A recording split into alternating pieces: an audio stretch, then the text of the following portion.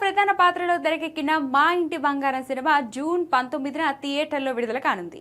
ఈ చిత్రానికి నందిని రెడ్డి దర్శకత్వం వహించారు. గతంలో వీళ్ళిద్దరి కాంబినేషన్లో వచ్చిన ఓ బేబీ విమర్శకుల ప్రశంసలతో పాటు కమర్షియల్ గా కూడా మంచి విజయాన్ని అందుకుంది. ఈ సినిమా ఇప్పటికీ సమంత కెరియర్ లో ప్రత్యేక చిత్రంగా నిలిచింది.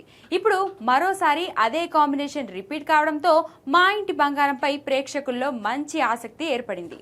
అయితే ప్రస్తుతం బాక్సాఫీస్ పరిస్థితులు పూర్తిగా భిన్నంగా ఉన్నాయి. ఇటీవలే పెద్ద హీరోల సినిమాలు, యాక్షన్ ఎంటర్టైనర్లు, పాన్ ఇండియా ప్రాజెక్టులకే ప్రేక్షకులు ఎక్కువ ప్రాధాన్యం ఇస్తున్నారు. దీంతో లేడీ ఓరియంటెడ్ చిత్రాలు థియేటర్లో నిలదొక్కుకోవడం కాస్త కష్టంగా మారింది.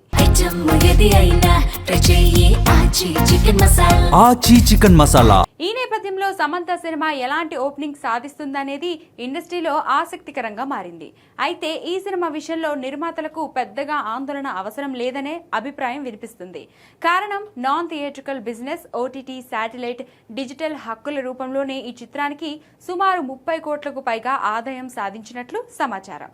దీంతో విడుదలకు ముందే సినిమా సేఫ్ జోన్ లోకి వెళ్లిపోయింది. మంచి మౌత్ టాక్ వస్తే ప్రస్తుత బాక్సాఫీస్ ట్రెండ్ ను కూడా ఈ సినిమా మార్చే అవకాశం ఉందని ట్రేడ్ వర్గాలు భావిస్తున్నాయి. మరి మా ఇంటి బంగారం సమంతకు ఎలాంటి విజయాన్ని అందిస్తుందో చూడాలి.